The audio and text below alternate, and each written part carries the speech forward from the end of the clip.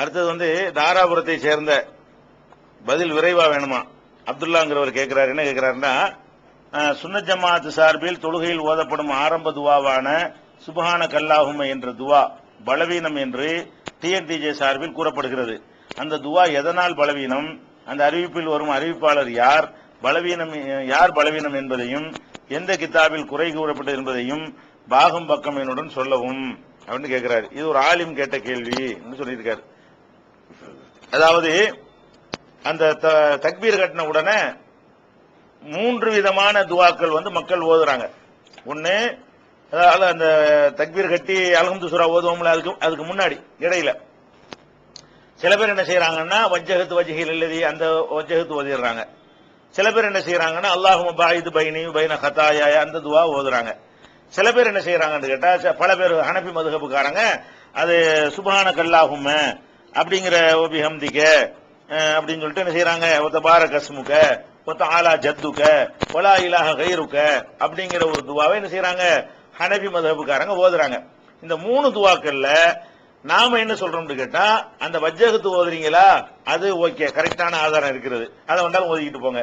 அல்லது அல்லாஹும்ம பாயிது பைனி பைன ஹதாயா என்று ஓதுறீங்களா அதுக்கும் ஆதாரம் இருக்கு, அது ஓதிக்கிறங்க.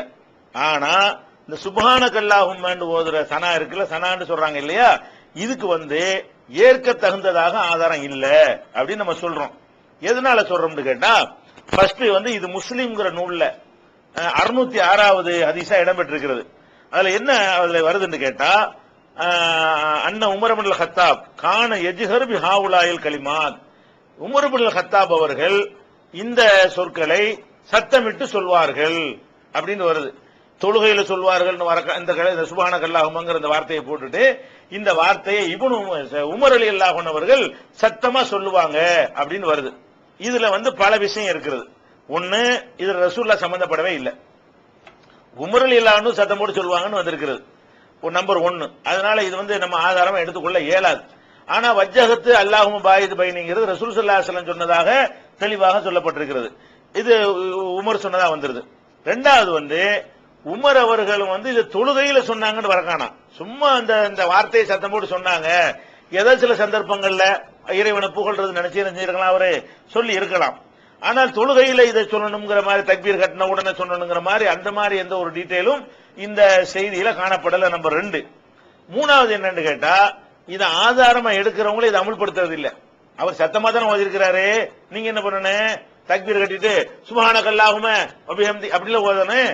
அது மட்டும் ரகசியமா ஓதணும். ஆதாரம் சத்தமா ஓதுற ஆதாரம் காட்டிக்கிட்டு ரகசியமா ஓதுனா அப்ப அவங்களே அமுல்படுத்தாத ஒரு விஷயத்தை அவங்க ஆதாரமா வைக்கிறாங்க. 3.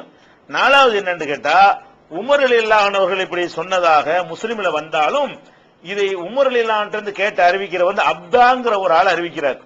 இந்த அப்தா என்பவர் உமர் ரலியல்லாஹு அன்ஹு எதையும் அவர் சந்திச்சதே கிடையாது. அவருக்கும் உமர் ரலியல்லாஹு அன்ஹு யாரை விடுபட்டு போயிருக்கிறாங்க. உமர் ரலியல்லாஹு அன்ஹுடைய காலத்திற்கு இந்த அப்தாங்கிற காலத்துக்கும் பொருத்தம் இல்ல அப்படின்னு சொல்லி யாரு சொல்றான்னு கேட்டா, நவவி இமாம் சொல்கிறார்கள். அப்தாங்கிறவர் ஹாதா இப்னு அபி லுபாபான் இவருக்கு பேரு. வஹுவலம் யஸ்மா மின் உமர், உமரிடத்தில் இருந்து என்ன செய்யல இவர் எதையுமே கேட்டது கிடையாது. இதை இமாம் நவவி அவர்கள் சொல்கிறார்கள். அதே மாதிரி ஒலிதா காலல் ஹாஃபில் பி இஸ்னாதிஹி இன்கிதாவுன், இதனுடைய அறிவிப்பாளர் தொடர்ல விடுபட்டு இருக்கிறது. அப்ப உமர் சொன்னார்னு சொல்லக்கூடிய ஆளு உமர் காலத்தில் உள்ளவர் கிடையாது. அப்ப முதல்ல ரசூலுல்லாஹ் சம்பந்தப்படல, இரண்டாவது உமர் சம்பந்தப்பட்டாலும் தொழுகை என்று சொல்லப்படவில்லை, மூணாவது சத்தம் போட்டு சொன்னார்கள் வருகிறது, நாலாவது இதை உமர் செஞ்சதா அறிவிக்கிற ஒரு ஆளு உமர் காலத்தவர் இல்ல. இது முஸ்லிம்ல வந்திருந்தாலும் முஸ்லிம்ல இந்த மாதிரி அறிவிப்பாளர் விடுபட்ட சில ஹதீஸ்கள் இருக்கிறது. அது எப்படி முஸ்லிம்ல இது இடம்பெறும் கேட்கக்கூடாது, அது இருக்கிறது. அதனால இது முஸ்லிம் 606வது ஹதீஸா இடம்பெற்றிருந்தாலும் இந்த ஒரு காரணத்தினால் நம்ம இதை எடுத்துக்கொள்ள முடியாது.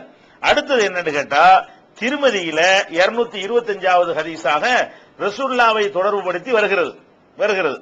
இந்த மாதிரி ரசூலுல்லாவை தொடர்புபடுத்தி நிறைய ஹதீஸுகள் வந்தாலும் அவர்களே இந்த ஹதீஸை ஆதாரமா எடுத்துக்கொள்ளக்கூடியவங்களை அதில் ரொம்ப சரியானதுன்னு இதுதான் சொல்லுவாங்க. அவங்களே இது மற்றதெல்லாம் ரொம்ப பலவீனமானது ஒதுக்கிடுவாங்க.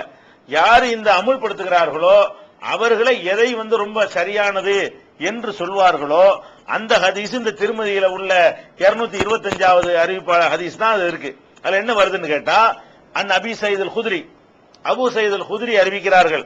கால கான ரசூலுல்லாஹி ஸல்லல்லாஹு அலைஹி வஸல்லம், ரசூல் ஸல்லல்லாஹு அலைஹி வஸல்லம் அவர்கள் இதா காம இல ஸலாத்தி பில் லைலி, ரசூல் ஸல்லல்லாஹு அலைஹி வஸல்லம் அவர்கள் இரவில் தொழுகைக்கு எழுந்து நிற்கும் பொழுது, இரவில் பில் லைலின்னு வருது, இரவில் தொழுகைக்கு எழுந்து நிற்கும் பொழுது அப்ப கப்பர தக்பீர் சொல்வார்கள். சும்ம யகூலு சுப்ஹானக அல்லாஹும்ம வ பிஹம்திக வ தபாரக அஸ்முக வ தஆலா ஜத்துக என்று சொல்வார்கள். சும்ம யகூலு அல்லாஹு அக்பர் கபீரா, பிறகு அல்லாஹ் அக்பர் கபீரா என்று சொல்வார்கள். சும்ம யகூலு அஊது பில்லாஹி ஸமீல் அலீம் மினஷ் ஷைத்தானிர் ரஜீம் மின் ஹம்ஸிஹி வ நஃப்ஹிஹி வ நஃபஸிஹி என்று சொல்வார்கள். இத அந்த ஆதாரமா காட்டுறாங்க. இது ஆதாரமா காட்டினா முழுசா காட்டணும். இதுல என்ன வருது ஒன்னு ஒன்னா பாருங்க. இதுல என்ன, இதுல அறிவிப்பாளர் சரியில்லை. ரெண்டாவது விஷயம், முதல் விஷயம் என்னன்னு கேட்டா, இதுல உள்ள விஷயப்படி இவங்க செய்யறாங்களா?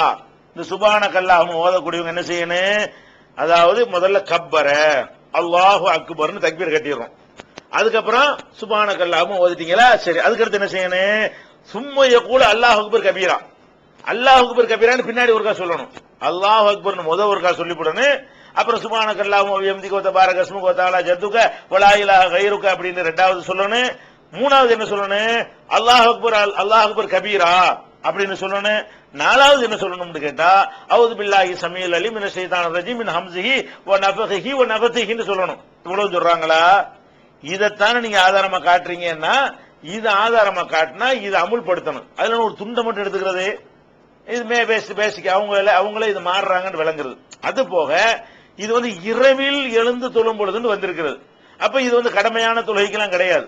இதுல இருந்து என்ன வருதுன்னு கேட்டா, அவங்க காட்டுற ஹதீஸ்லயே இதா காம இல ஸலாத்தி பில் லைலி, இரவில் தொழுகைக்காக நிற்கும் பொழுதுன்னு வரும் பொழுது, அப்படியாவது நீங்க சட்டம் எடுத்தீங்கன்னா இந்த ஹதீஸ் அமல்படுத்திங்கன்னு அர்த்தம். இரவில் எழுந்தார்கள் என்று சொன்னா மற்ற நேரங்கள்ல இல்லைன்றாவது வழங்கணுமா இல்லையா? அப்ப 5 வக்து தொழுகையிலும் இது இல்லை இல்ல. அப்ப அது வந்து இரவுல தனியா தொழுவும் போது இதை வேண்டாம் சொல்லிக்கிறலாம்னு நீங்க சொன்னால் இந்த ஹதீஸ வந்து அவங்க அமல்படுத்துறாங்கன்னு ஒத்துக்கொள்ளலாம். அப்ப இரவில் வர்றது ஒண்ணு, இதை தொடர்ந்து இன்னும் 2 திக்ர் வருகிறது, அதை வந்து அவங்க செய்ய தவறாங்கிறது ரெண்டாவது. இதெல்லாம் ஒண்ணு கவனிச்சுக்கிற வேண்டியது. அதுக்கடுத்து என்னன்னு கேட்டா, அவங்க எதை இதை சரி என்று சொல்லுகிறார்களோ அதுல வந்து என்ன செய்யறாங்கன்னா, அலி பின் அலின்னு ஒருத்தர் வர்றார். இந்த அலி பின் அலி என்பவரை வந்து நிறைய அறிஞர்கள், குறிப்பா வந்து யஹ்யா பின் சயீத் போன்றவர்கள், அஹ்மத் இப்னு ஹம்பல் போன்றவர்கள் இவரை குறை சொல்லி லா யஸிஹு ஹாதல் ஹதீஸ், இது சரியான ஹதீஸ் கிடையாது என்று சொல்லி இருக்கிறாங்க. இதையும் திருமதியிலே இந்த ஹதீஸோடவே சேர்த்து என்ன செய்யறாரு, அவர் இந்த காரணத்தையும் அவரே விலக்கி இருக்கிற காரணத்தினால, இந்த சுப்ஹானக அல்லாஹும்ம என்பது உமர் சொன்னதாக வருவது காரணத்தினாலையும், அதுவே அறிவிப்பாளர் சரியில்லாத காரணத்தினாலையும், அதுவே தொழுகையில் என்று வராத காரணத்தினாலையும், சத்தம் போட்டு என்று வர்ற காரணத்தினாலையும், அபு சயீத் அறிவிக்கிற ஹதீஸ் தான் அவங்களுக்கு ரொம்ப சரியானதுன்னு நினைக்கிறார்களே, அந்த ஹதீஸ்ல கூட அது மாத்திரம் வரல. ஒரு அல்லாஹ் அக்பர், ஒரு சுப்ஹானக அல்லாஹும்ம, ஒரு அல்லாஹ் அக்பர் கபீரா, அஊது பில்லாஹி இம்புட்டையும் சொல்லணும்னு வர்ற காரணத்தினாலையும், இம்புட்டையும் அவர்கள் சொல்லாத காரணத்தினாலையும், அது ஒரு ராத்திரில நின்று தொழும் போது வர்ற காரணத்தினாலையும், அதனுடைய அறிவிப்பாளர் அலி பின் அலி என்பவர் மேல விமர்சனம் இருக்கிற காரணத்தினாலையும், இதையெல்லாம் விட்டுப்புட்டு அழகா ஒரு விமர்சனம் இல்லாம சூப்பரா ஒவ்வொரு அறிவிப்பாளரும் பொறுக்கு மணிகளாகவும் தொழுகையில எப்படிலாம் வருது அப்படி விளக்கம் கேட்கிறாங்க. அல்லாஹ்வுடைய தூதரே, நீங்க வந்து தக்பீர் கட்டி ஓதுறதுக்கு இடையில நாங்க பார்க்கும்போது வாய் அசைது என்னமோ ஓதுற மாதிரி தெரியுது, என்ன எப்படி கேட்கறாங்க? நீங்க தொழுவுறீங்க, அல்லாஹ் அக்பர்னு சொல்றது எங்களுக்கு விளங்குது, அதுக்கப்புறம் கொஞ்ச நேரம் சும்மா நிக்கிறீங்க, அப்புறமேல அல்ஹம்துலில்லாஹி ரப்பில் ஆலமீன் ஓதுறீங்க.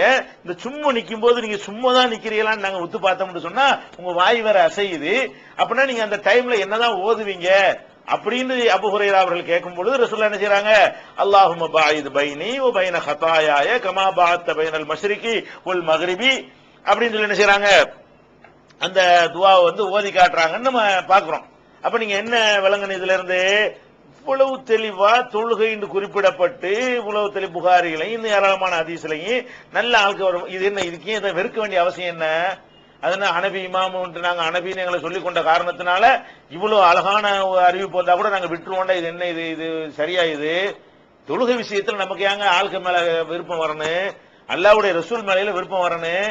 அப்ப ரசூல் ஸல்லல்லாஹு அலைஹி வஸல்லம் இதை செஞ்சாங்கன்னு ஆதாரமா கிடைக்கும் போது அல்லாஹ்மு பாயித் ஓதுங்க, இல்லாட்டி வஜ்ஹத்து ஓதுங்க. இது வந்து ஓதுறது வந்து சரி கிடையாது, பலவீனமானதா இருக்கிறது தான்.